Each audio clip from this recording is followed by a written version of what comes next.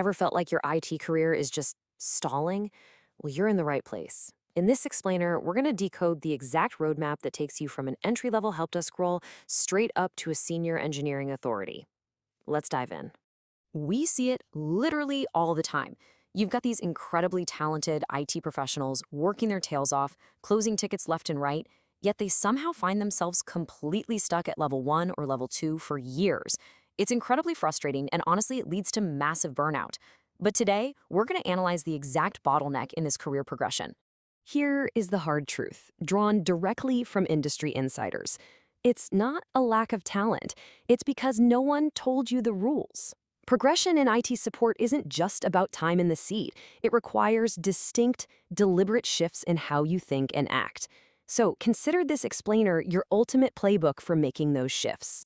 Our journey today breaks down into 5 quick sections. The unspoken career rules, level 1, frontline gatekeepers, level 2, deep investigators, level 3, engineering authorities, and finally, 1 ticket, 3 mindsets.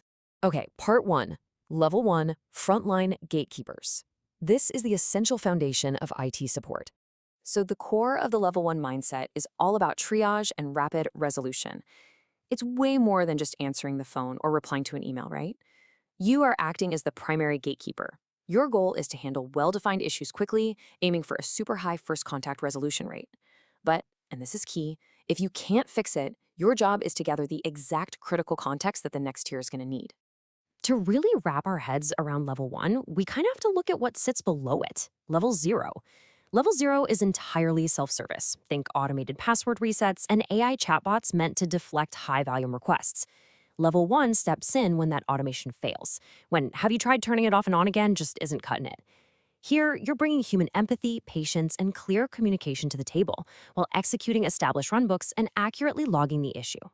This right here is the exact checklist of competencies that define a rock-solid level 1 pro. You absolutely need mastery of ticket handling and categorization. You need basic proficiency with your tools and operating systems.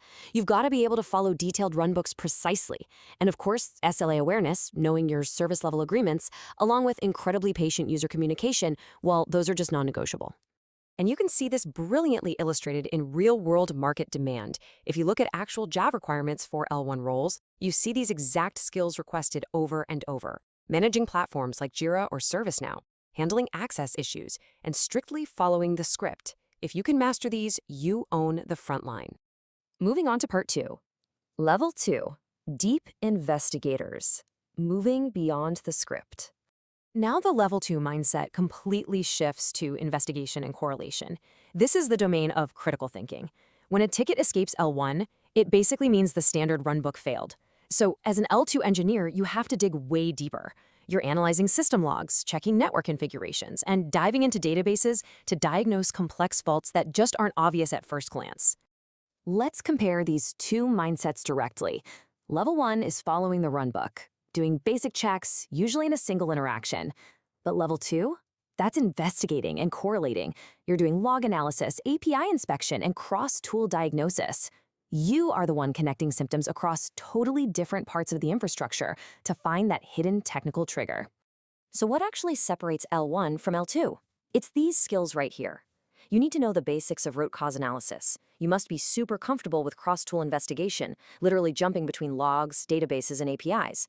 You should definitely have basic scripting skills, like PowerShell or Python, to automate your data gathering. And crucially, you need the ability to write incredibly precise escalation summaries.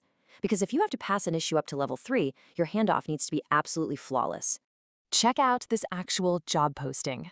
Notice how it explicitly asks for diagnostic depth over just basic ticket closure. They want a deep understanding of operating system internals, DNS and DHCP behavior, and that vital ability to correlate logs and write clear escalation packets. That is your benchmark for level 2. All right, part 3. Level 3, engineering authorities, the architects of resolution. Here's the thing about level 3 experts. They don't just fix things so they work today. They redesign configurations and write custom code to ensure failures don't repeat tomorrow. The mindset shifts entirely from reactive troubleshooting to proactive prevention and architecture. The difference in scope is massive. While the L2 investigator finds the root cause and restores functionality, the L3 architect actually modifies the architecture. They're doing the heavy engineering, focusing on long-term prevention, safely executing operational interventions right in production, and even creating the automated tools that L1 and L2 are going to use in the future. To reach this senior tier, here is your ultimate checklist. You must demonstrate incident command during major outages. You need to lead postmortem reviews and write deep root cause analyses. You've got to design proactive monitoring and optimize tools.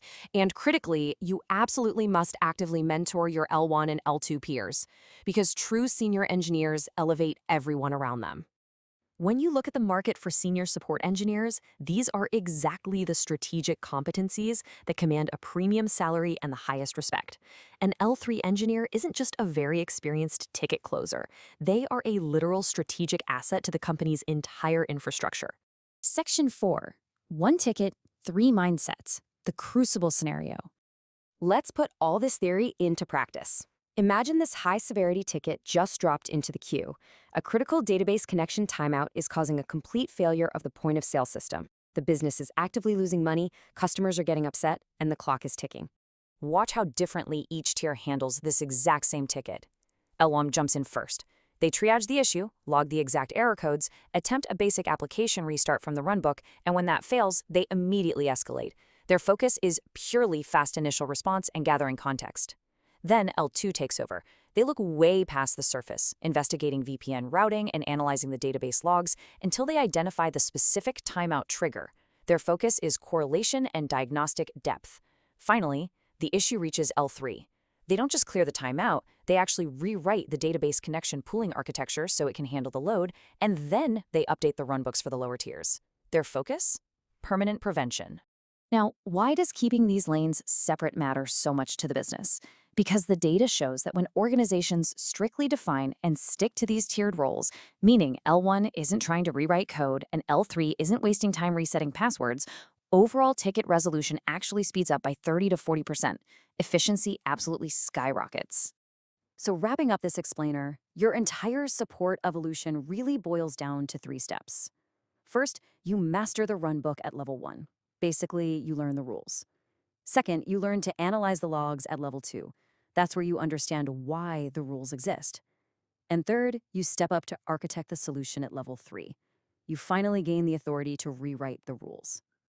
I want to leave you with a question to honestly ask yourself right now. Look at the skills we outlined today and assess where you truly stand. Are you comfortable just reading the runbook, or are you putting in the analytical work to get ready to rewrite it? The roadmap is right in front of you. Now it's time to climb.